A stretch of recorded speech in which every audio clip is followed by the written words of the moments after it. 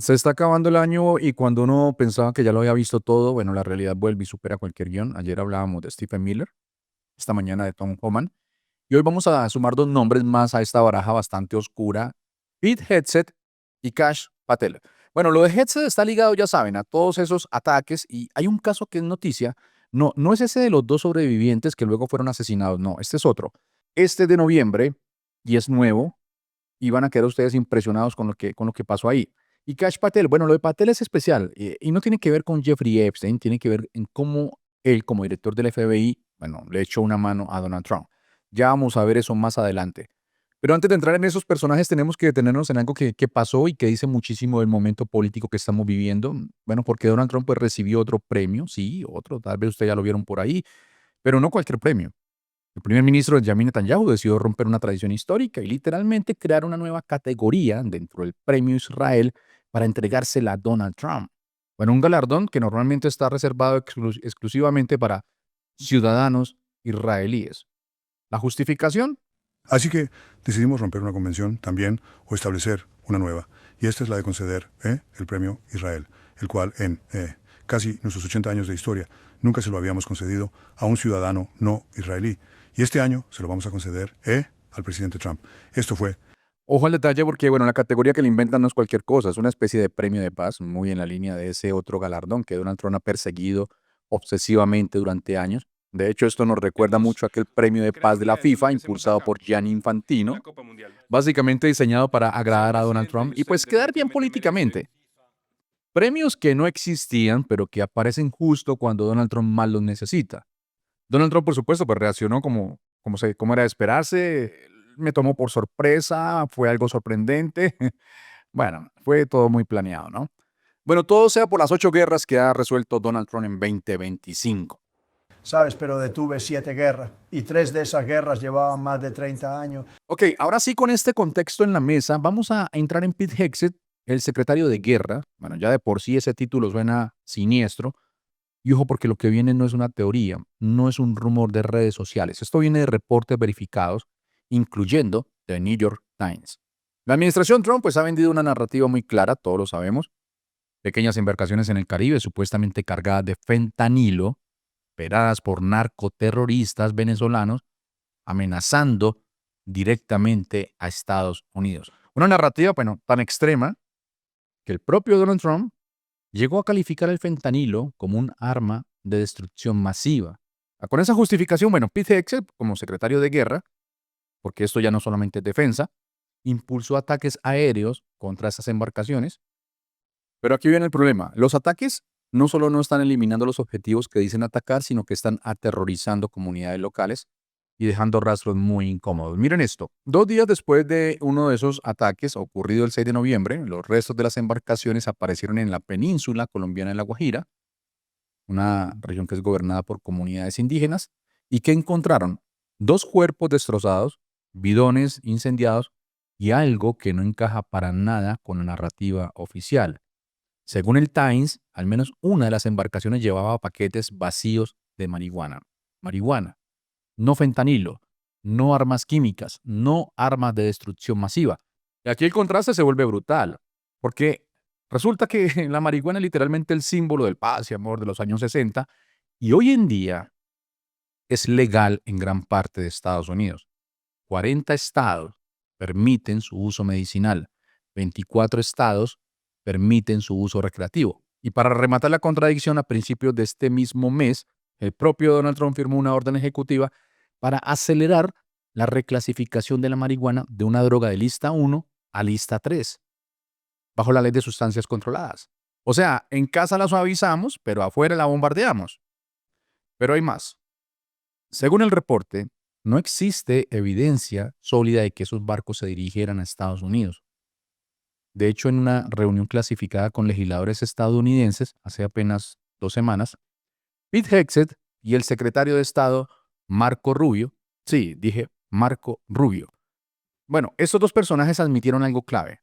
La administración sabía que los barcos se dirigían a Europa, no a Estados Unidos, y no tenían inteligencia que indicara que el fentanilo saliera de Venezuela. Entonces la pregunta ya no es retórica. ¿Por qué se vendió esto como una amenaza directa a Estados Unidos? ¿Por qué se usó un lenguaje de guerra total? y por qué se ejecutaron ataques que ya han dejado al menos 107 muertos desde septiembre. Y aquí es donde Pete Hegseth deja de ser un personaje secundario y empieza a encajar en el mismo patrón que vimos con Trump y los premios hechos a la medida. Una narrativa construida para justificar poder, fuerza y espectáculo, aunque los hechos reales pues cuenten otra historia muy distinta. Ahora bien, muchos dirán, bueno, lo de los barcos en el Caribe suena grave, pero ¿no será un caso aislado? Y esa es una pregunta válida. Así que escuchen con atención esta historia, porque bueno, aquí es donde queda claro por qué decimos que Pete Hegseth no es un accidente, sino un patrón. Previous administration, we looked like fools. Pete Hegseth no llega al poder como un tecnócrata discreto ni como un militar institucional. Llega como un cruzado ideológico, literalmente. Veterano de la guerra de Irak, excomentarista de Fox News, con tatuajes de cruzados, un discurso de guerra cultural permanente y una visión del mundo dividida entre los puros y los enemigos. Miren, el historial personal de Hegseth pues ya era una alarma antes incluso de su no confirmación. Es alcohólico, acusado de violación, un caso que fue resuelto con un acuerdo extrajudicial de $50,000, señalado por un profundo desprecio hacia las mujeres y las personas con sobrepeso. Ustedes lo vieron en ese video en plena reunión en Cuántico con los generales. Es completamente inaceptable ver generales y almirantes gordos en los pasillos del Pentágono. Su propia madre lo describió como un maltratador de mujeres que menosprecia, miente, engaña y se acuesta con cualquiera. Miren, con ese currículum terminó siendo el secretario de Defensa de Donald Trump. Hasta ahí nada fuera de lugar en este ecosistema. Pero hablemos de 2025, porque el año de Hegseth comenzó siendo uno de los más turbulentos de todo el gabinete. Primero, durante su proceso de confirmación en enero, salió a la luz una mezcla explosiva de acusaciones de agresión sexual, mala conducta laboral, posturas extremistas sobre guerra, musulmanes y políticas de diversidad, equidad e inclusión, el famoso DEI. La frase más tonta en el planeta Tierra en el ámbito militar es nuestra diversidad, es nuestra fuerza. Tienen que despedir tienen que despedir al presidente del Estado Mayor Conjunto y tienen que despedir a quiero decir, obviamente vas a traer un nuevo secretario de defensa, pero cualquier general que estuviera involucrado, general, almirante, lo que sea, que estuviera involucrado en cualquiera de esas mierdas de diversidad, equidad e inclusión, tiene que irse. Una semana antes de su nominación, Hegseth dejó clara su visión del mundo en el show de Sean Ryan. Él dijo, simplemente digo que no deberíamos tener mujeres en puestos de combate. Según él, dicho por él mismo, no nos ha hecho más efectivos, no nos ha hecho más letales, ha complicado la lucha. Miren, este esencialismo de género no es anecdótico, es la base de todo su pensamiento político. Y cuando esta nube de caos pues llega al poder, pues pasan cosas. El primer gran escándalo, ¿lo recuerdan? Signalgate. Hegseth utilizó la aplicación Signal en su teléfono personal para planear un ataque contra los hutíes en Yemen. El problema explotó cuando por error se añadió al chat a Jeffrey Goldberg, editor de The Atlantic. Hegseth lo negó todo, dijo que no había información sensible, que todo estaba bajo su discreción. Eso era falso. Una investigación del inspector general del Pentágono concluyó que puso en peligro a las tropas al compartir información operativa confidencial. Uno de sus mensajes decía textualmente, aquí es cuando definitivamente caerán las primeras bombas.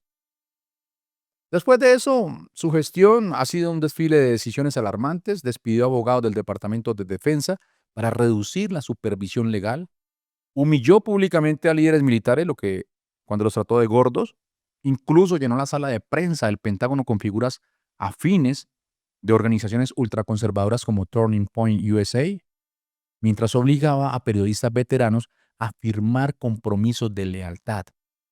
Claro, muchos se fueron y Hegseth terminó demandado por violaciones a la primera enmienda. Todo esto desemboca en lo que ya contamos: los ataques extrajudiciales en el Caribe, los barcos bombardeados, los cuerpos, las mentiras y el intento de culpar a subordinados cuando la evidencia se vuelve incómoda. Más inquietante, ¿saben qué es? Que apenas tiene 45 añitos. Si 2025 sirve de indicio, Pete Hegseth no es el final de algo, es el principio de una figura que puede sobrevivir incluso a un nuevo mandato MAGA. Imagínense ustedes a Stephen Miller como presidente y a Hegseth como secretario de guerra nuevamente. Sería tremendo. Ahora vámonos con la otra figurita de este álbum de Panini, Kash Patel. Resulta que hace poco Kash Patel, actual director del FBI, ex podcaster, publicó un tuit confirmando algo que varios ya venían advirtiendo: la intención de cerrar el edificio Hoover, la sede histórica del FBI en Washington, D.C. Y aquí la pregunta pues no es qué edificio, sino qué significa esto realmente, porque no estamos hablando de una mudanza cualquiera, estamos hablando de Patel ejecutando los deseos de Donald Trump. A ver si ahora sí entienden ustedes la importancia del edificio Hoover. ¿Qué agencia fue la principal responsable de investigar a Donald Trump? ¿Qué agencia recopiló la evidencia que permitió acusarlo penalmente en 2 jurisdicciones federales?